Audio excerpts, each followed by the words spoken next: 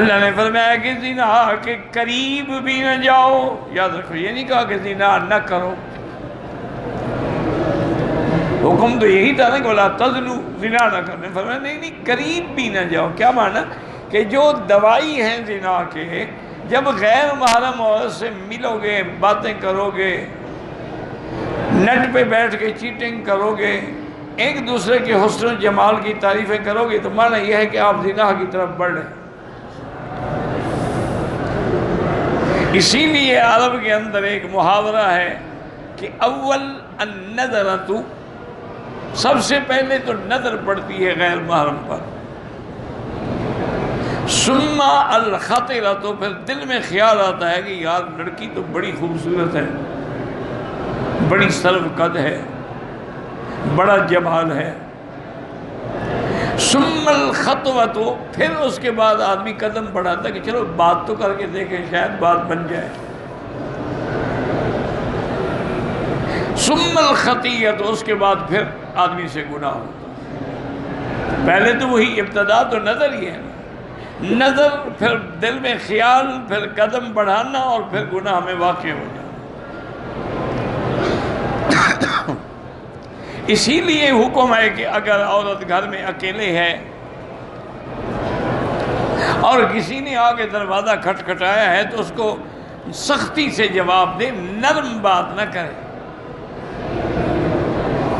چونکہ اگر نرم بات کرے گی کہ اچھا ماشاءاللہ میرے خامد، لیکن آپ تشریف لے آئے نا جی، اندر بیٹھے آ جائیں گے، تو پھر تو گناہ کا رستہ کھل گیا. جھڑک دے کہ بھی نہیں ہے، بعد میں آئے. اسی طرح ٹیلی فون پر بھی اگر آپ نہیں جانتی ہیں کہ کون ہے تو آپ سختی سے بات کریں، نہ کہ نرمی سے بات کریں، کیونکہ یہ سب دوائی یہ زنا ہے. ملنا، ملانا، بوس، کنار، یہ ابتدا ہے نا زنا کی، انجام زنا ہے. اور اللہ کے قرآن میں ہے کہ اِنَّهُ كَانَ فَاحِشَةً، یہ زنا جو ہے یہ فاحشہ ہے اور بہت برا راستہ ہے، گناہ بھی ہے اور برا راستہ بھی. چونکہ محاورات عرب میں ہے کہ الزنا یخرج البنا، زنا ایسی بلا ہے کہ جو آدمی کی بنا کو بھی اکھاڑ دیتا ہے. اسی طرح یہ ہے کہ من زنا زنیا، جو کسی کی لڑکی سے زنا کرتا ہے اس کے خاندان سے بھی پھر زنا ضرور ہوگا. اور یہ بھی ہے کہ زنا ایک ایسی بلا ہے کہ اس کی سبب سے بستیوں کی بستیاں اور خاندان اجڑ جاتے ہیں. لڑائیاں ہو گئیں، جھگڑے ہو گئے، فساد ہو گئے. تو اس لیے یہ ایک بہت بڑا گناہ ہے اور بڑا غلط راستہ ہے. تو آدمی کو ہر حال میں زنا سے دور رہنا چاہیے. اور پھر یہ دیکھیں کہ اللہ نے زنا حرام کیا ہے تو نکاح تو حلال کر دیا ہے کہ اگر تمہاری شہوت ہے، قوت ہے، طاقت ہے، جوانی ہے، نکاح کر لو. اگر ایک بیوی سے گزارا نہیں ہوتا دوسری شادی کر لو، تیسری کر لو، چوتھی کر لو. جب اسلام نے تمہیں اتنی رعایت دی ہے تو پھر زنا کرنے کا کیا معنی؟ اور زنا کے لیے بھی اللہ نے حد مقرر کی ہے کہ الزانیۃ والزانی، اگر زانی مرد اور عورت دونوں کنواری ہیں فجلدوا کل واحد منہما 100 جلدہ، ایک 100 کوڑا مارا جائے. اور اگر دونوں شادی شدہ ہیں تو اس کی سزا کیا ہے؟ الرجم. الشیخ والشیخۃ اذا زنیا فرجموہما البتۃ نکالا من اللہ. شادی شدہ مرد یا شادی شدہ عورت اگر زنا کریں تو ان دونوں کو رجم کا کیا معنی ہے؟ یعنی گڑھا کھود کے کھڑا کریں، پتھر مار مار کے مار ڈالیں. اور یاد رکھو کہ یہ قرآن کی وہ آیت ہے جو منسوخ تلاوت ہے لیکن باقی الحکم ہے. تلاوت تو منسوخ ہے لیکن حکم باقی ہے. بعض اوقات یہ ہوتا ہے کہ حکم منسوخ ہے لیکن تلاوت باقی ہے.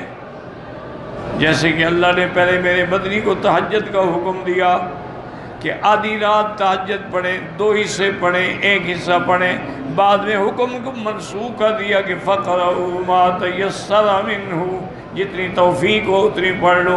لیکن قرآن میں آیت پڑھی جاتی ہے، حکم نہیں، منسوخ ہو چکا ہے. تو رجم کی آیت جو ہے وہ منسوخ التلاوت تو ہے لیکن حکم باقی ہے. اس لیے حضور پاک نے بھی اپنی زندگی میں رجم کا حکم دیا، خلفائے راشدین نے بھی رجم کا حکم دیا. اور ساتھ قرآن دوسری جگہ یہ بھی کہتا ہے کہ الزانیۃ لا ینکح الا زان والزانی لا ینکح الا زانیۃ او مشرکہ، کہ زانیہ عورت جو ہے وہ زانی مرد کو پسند کرتی ہے، اور زانی مرد جو ہے وہ زانیہ عورت کو پسند کرتا ہے. چونکہ ہم جنس ہوں گے نا ایک دوسرے سے، تبھی وہ انجوائے کر سکیں گے نا.